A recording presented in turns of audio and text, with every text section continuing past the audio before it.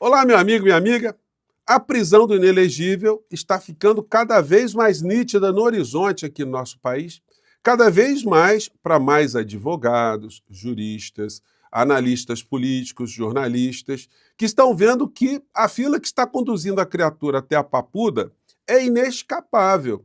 A não ser que acontecesse um fenômeno sobrenatural aqui no nosso país e a criatura se escafedesse do território nacional, se convertendo, por exemplo, num monte de purpurina. Mas isso não é possível. Ele está devidamente monitorado desde quando ele foi para a Embaixada da Hungria e acendeu uma série de alertas sobre as suas intenções de fugir da justiça aqui no nosso país. Junto com essa situação que está se desenhando, nós estamos vendo uma campanha de negacionismo muito grande nas redes sociais, pervertendo aquilo que está na Constituição Federal. E não vai dar para escapar com esse tipo de negacionismo, não. Ontem eu já desmontei aqui com vocês algumas teses que essa gente está jogando, e hoje já tem outras que estão até nos jornalões, apontando ali para o inelegível uma última tábua de salvação, que também não vai colar, não vai funcionar. Eu vou conversar com vocês sobre os últimos acontecimentos, sobre o que está se dando, o que está na Constituição brasileira, para até aplacar um pouco da nossa ansiedade. Muitas pessoas entram aqui no nosso portal, quando é que será presa a criatura, quando é que ele vai para a cadeia? Gente, nas democracias temos que obedecer os ritos que estão na Constituição, os ritos processuais. O que nos compete é cobrar das instituições que funcionem conforme a lei determina. Isso nós estamos fazendo aqui e nós vamos ter essa satisfação de ver a justiça ser feita aqui no nosso país e de vermos a prisão do inelegível sendo remetido por uma cadeia. Bom, antes de entrarmos aqui nesses temas, quero convidar você que está chegando agora no nosso portal e ainda não nos conhecia, para que, em primeiro lugar, você se inscreva aqui conosco e conheça também os nossos outros vídeos. Se você gostar, compartilhe, recomende. Nunca se esqueça de dar o seu joinha, o seu comentário. Se puder, venha também para o nosso clube de membros. Gente, a gente tem que ter paciência, né? É uma dádiva. E quando a gente vê uma situação como a que está acontecendo hoje aqui no Brasil, numa classe que foi quase que ocupada nas suas representações institucionais por pessoas da extrema-direita, pessoas que ajudavam a argumentar contra a Constituição brasileira, ver que hoje os progressistas estão chegando com muita força, isso é sempre um alento muito importante. Do que eu estou falando? Notícia de hoje no Globo. Mesmo após mobilização, candidatos apoiados por Bolsonaro são derrotados em eleições para presidências da OAB pelo país. Gente, isso é muito importante. Teremos uma OAB oxigenada, uma OAB mais legalista, uma OAB que represente a classe pelo seu lado mais positivo. Campanha do ex-presidente não foi suficiente para vencer as disputas pelas seccionais de São Paulo, Distrito Federal, Paraná e Santa Catarina. E segunda-feira teremos eleições na seccional do Rio de Janeiro, que é uma das mais importantes na história do nosso país. E o candidato progressista é o advogado Marcelo Oliveira, que eu desejo que vença essas eleições também, porque será mais uma pessoa muito importante, uma pessoa muito correta na vanguarda da advocacia aqui no estado do Rio de Janeiro, né? Bons ventos. Bom, e aí, entrando aqui nas criaturas que estão intoxicando uma parcela da sociedade, ontem eu argumentei com vocês, já mostrei aqui, que toda a base do Malafaia, quando ele entra para discutir direito constitucional, é uma lástima, né? Eu não entro em assunto de teologia, discutir Bíblia, detalhes, enfim, porque eu conheço a Bíblia como um leitor e um praticante dos bons ensinamentos que existem lá. Mas quando uma criatura entra na seara do direito constitucional, aí a gente tem que rebater e repudiar. Ontem a criatura publicou um vídeo, está repleto de intoxicações e distorções. E aí eu vou emendar aqui com uma outra leitura que a Folha de São Paulo fez hoje. Percebam aqui o que a criatura anda a dizer. Vamos lá. Por que imoral e ilegal? Porque não tem a participação do Ministério Público. É obrigatório a participação do Ministério Público. Artigo 129 da Constituição. Por causa desse inquérito, cerceou gente. E aí é o seguinte, eu já conversei com vocês, vou até poupá-los de mais imagens da criatura, que intoxica nosso visual, né? Eu já mostrei para vocês que o artigo 129, que ele fala, diz o seguinte: ele falou que não pode haver inquérito policial aqui no Brasil sem a presença do Ministério Público. Isso é mentira. Eu mostrei ontem para vocês que o artigo 129, que está aqui, vou colocar de novo, se você não viu, né, está chegando agora, é bom você grifar. O artigo 129 diz que são funções adicionais do Ministério Público, inciso 1, promover privativamente ação penal pública. Gente, o que a Constituição diz que a ação penal ela tem que ser promovida pelo Ministério Público, a Procuradoria da República, o Ministério Público Federal.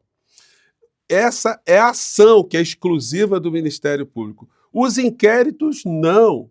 Os inquéritos, como o ministro Alexandre de Moraes está conduzindo, podem ser conduzidos pelo delegado da Polícia Civil do seu estado, sem a participação do Ministério Público, pela Polícia Federal, sem a participação do Ministério Público, pela Justiça de primeiro grau, sem a participação do Ministério Público, a Justiça de segundo grau, o STJ e o STF. Pode acontecer tranquilamente o inquérito. Então o Malafaia, ele mente para as pessoas, dizendo que o ministro Alexandre de Moraes está fazendo alguma coisa ilegal. O ministro Alexandre de Moraes está impedido de promover uma ação penal, porque a ação penal, que é diferente do inquérito policial, senhor Malafaia, essa sim, essa só o Ministério Público pode efetuar. Então, desfeita mais essa mentira, essa calhordice, essa vigarice, passemos aqui para os nossos outros temas, né? Os negacionistas estão nessa linha, gente. Todos eles, além de negar que os fatos estão acontecendo, estão amparados pela lei, eles ficam negando a existência do próprio fato. Essa gente toda que foi banida pelo processo histórico, eles têm vários canais remanescentes aí nas redes. Já mostrei o Nicolas Ferreira, todos eles tentam minimizar aquilo que aconteceu. E ontem eu falei com vocês também do senhor Irving, né, que é um negacionista do Holocausto, David Irving, que foi uma espécie de biógrafo de Hitler, e ontem eu estava lendo mais algumas coisas aqui da criatura. Gente, para vocês terem uma ideia do nível de negacionista, ele disse, de negacionismo, né, ele disse que o Hitler queria impedir a morte de judeus. Isso aconteceu, a revelia dele. Você consegue associar o comportamento dessa gente bolsonarista com esse tipo de negacionista? Tem mais coisa pesada aí, tá? Ele disse que as câmaras de gás nunca existiram, porque elas eram praticadas para outros fins, era para tirar piolhos e carrapatos das pessoas. Então botava todo mundo ali, não era para matar a pessoa não, só para tirar carrapato e piolho.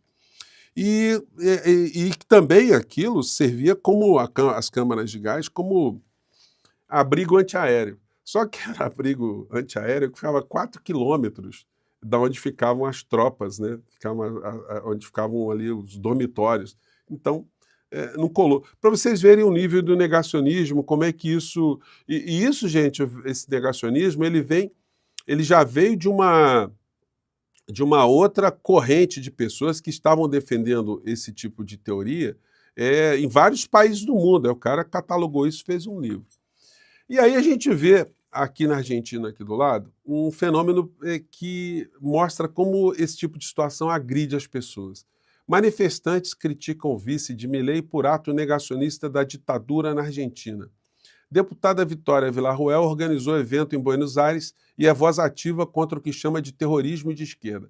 Essa mulher agora é a vice-presidente do Milei, com quem ele brigou e expôs essa briga agora. Ele está rompido com a criatura. Mas como é que pode uma mulher negar que houve 30 mil mortos e desaparecidos? 30 mil famílias na Argentina que perderam seus filhos, seus parentes, e em casos absolutamente abjetos, ainda tiveram ali crianças sequestradas que foram dadas para famílias de militares, famílias que estavam apoiando a ditadura na Argentina. Isso é muito triste, isso é muito dramático. O Milei rachou com essa criatura aí, já demitiu 10 pessoas de alto escalão ao longo de pouco mais de um ano. É um governo em franca corrosão, mas os negacionistas acham que ele está fazendo um governo muito legal na Argentina, né? Daí a gente volta aqui para essa questão técnica aqui que hoje está na Folha de São Paulo, que soa como uma última tábua de salvação para a criatura bandida. Bolsonaro terá, olha só o título, Bolsonaro terá, está sendo assim, imperativo, né? Bolsonaro terá benefício em prescrição de crimes ao fazer 70 anos em 2025. Prazos prescricionais cairão pela metade caso eventuais condenações ocorram após ele ultrapassar essa idade. Gente, essa notícia está completamente míope, completamente equivocada. É porque, em primeiro lugar, que os prazos prescricionais, no caso do Bolsonaro, se darão em 20 anos pelo volume da pena. Então, o Bolsonaro, com 90 anos, ele estará, daqui a 20 anos, ele estaria ali livre de alguma pena. Só que antes desse prazo o beneficiar, ele vai ser atingido pela pena, então ele vai para a cadeia. Então estão pegando aqui uma questão técnica do Código Penal e tentando aplicar, no caso dele, como se ele fosse uma pessoa que tivesse uma pena ou conjunto de penas muito pequenas. E aí tem um detalhe que derruba tudo isso que foi colocado na matéria, que eles se esqueceram, que tem a ver aqui com o que está no artigo 5º da Constituição Federal, inciso 44. Eu grifei aqui no marca-texto em amarelinho aqui para vocês verem. Acho que dá para dar uma congelada aqui. O que arrebenta qualquer possibilidade do Bolsonaro ter uma prescrição? A vedação constitucional do artigo 5º, que diz que, do artigo 5º, 44, constitui crime inafiançável e imprescritível. O que quer dizer imprescritível? Não está sujeito à prescrição. A ação de grupos armados, civis ou militares. Essa gente dos kids pretos, essa gente que andou destruindo as coisas aqui no nosso país, muitos já foram condenados, inclusive por serem caracterizados como pertencentes a essas milícias que se utilizaram de algum tipo de arma ou armas para atuar contra a nossa ordem constitucional. Então, é vedada a prescrição no caso do inelegível, do bandido, do criminoso que irá para a cadeia.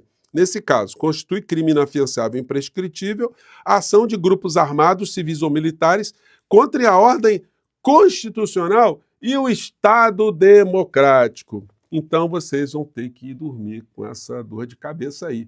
Por mais que se tente fazer algum tipo de malabarismo, não vai dar para escapar da cadeia, não. Só se virar purpurina. Se virar purpurina, vai escapar.